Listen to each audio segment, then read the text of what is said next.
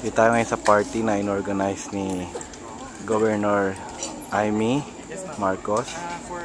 At nandito tayo sa bahay ni Juan Luna. Okay lang ka pang pagbayaran ng kabeta mo. Yung chismis. Si Governor Amy Marcos. Nasa Paris. Sumugin daw na.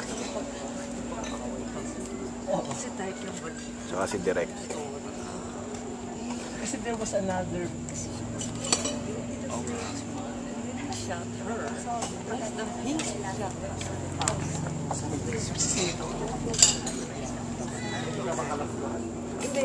Yan si Miss Marian, Solen. Nandito ang mga cast.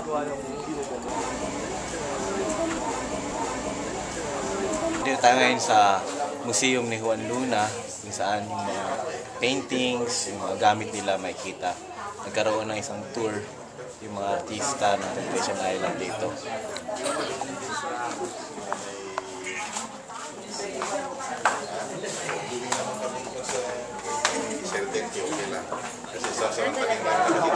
Yan si Vice.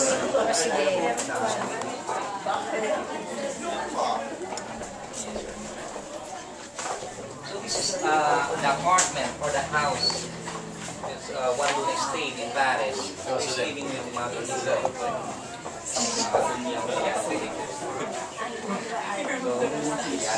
It's there. Sino yung kamukha nito? Siya ba yan? Hindi, sino nga kamukha niya? Ay, di ko maisip. Stephen Ornamental.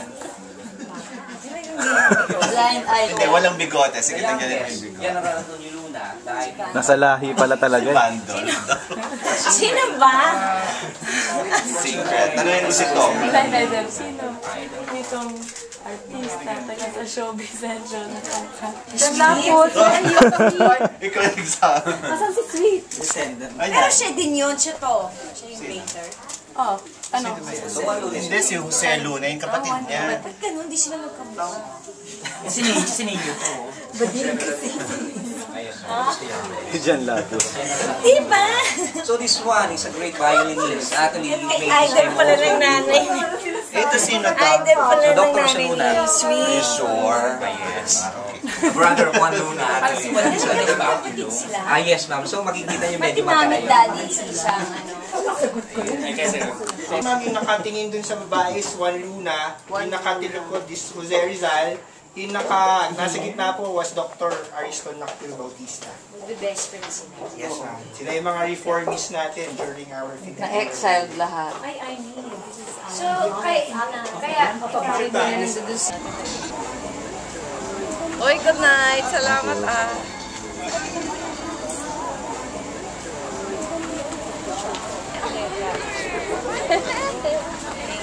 Looking good. Ikaw pa daw kayo. Diyan may fiesta egg pa kami.